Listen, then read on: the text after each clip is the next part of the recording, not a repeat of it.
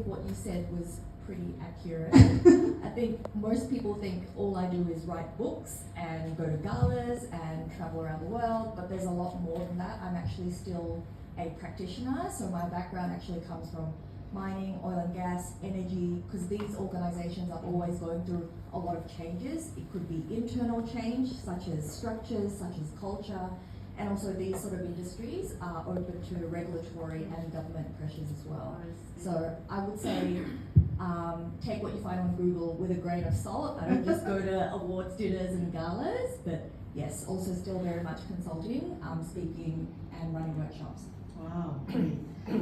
Kalau misalnya kita menyapa kakak ya, kalau Mbak Priska mungkin mau menyapa yang ada di sini seperti apa nih? Panggilnya apa ya? Karena nggak semuanya kakak-kakak sepertinya ya. Dari tampilan. Mungkin boleh menyapa dulu teman-teman yang hadir di sini mungkin.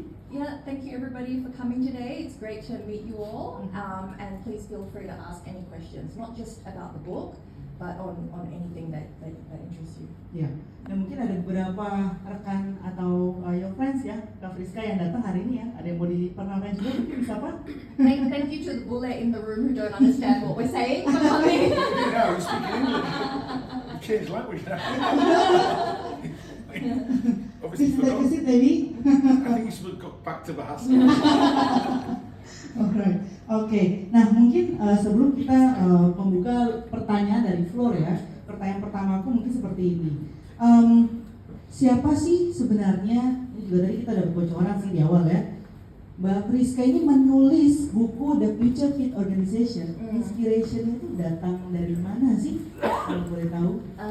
Inspirasinya 2 tahun yang lalu I did a TED Talk di Australia. Okay. And my TED Talk was not what I wanted to talk about. Saya itu pengen bicara tentang kebudayaan, tentang diversity, tentang acceptance. And so I put in my application. Terus mereka respon cepat sekali, palingan seminggu gitu. Panjang banget emailnya. Saya kirain wah ditolak nih, tapi bukan ditolak.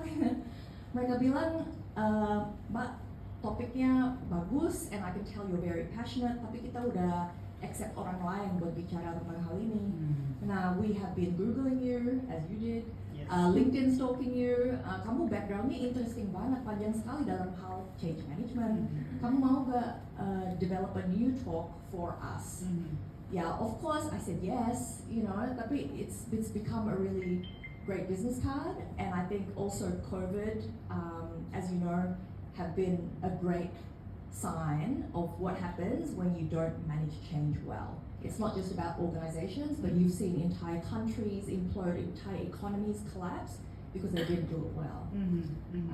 So yeah, that's a bit of a background. And when I did my TED Talk, it went really well. It went viral. It's in the top 1% on TED.com. Terus banyak follow-up questions tentang prinsip-prinsip yang saya bicarakan dalam TED Talk itu. And I thought if it's this popular, then there's enough demand to put it into a book. And so I turned my 15-minute TED Talk into a 15-chapter book. So that's how it all started. Jadi 15 chapter yang ada di buku adalah dari 15 menit. Betul. Diskusi di TED Talk. Iya. Wah. Iya. Jadi 1 menit pertama chapter 1, menit berikutnya chapter 2. Berarti sama kayak ngomong sama Mbak Wirya ya? Iya. Ketika baca bukunya ya? Iya, tapi more detail lah bukunya, right? Ada the talk is about the key principles, the themes, and the book is the tools to be able to use those effectively.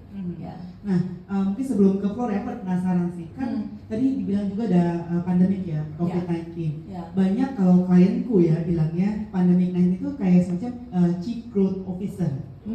Jadi yang tadinya impossible, sekarang besok udah langsung bisa. Langsung bisa. Nah, apakah COVID-19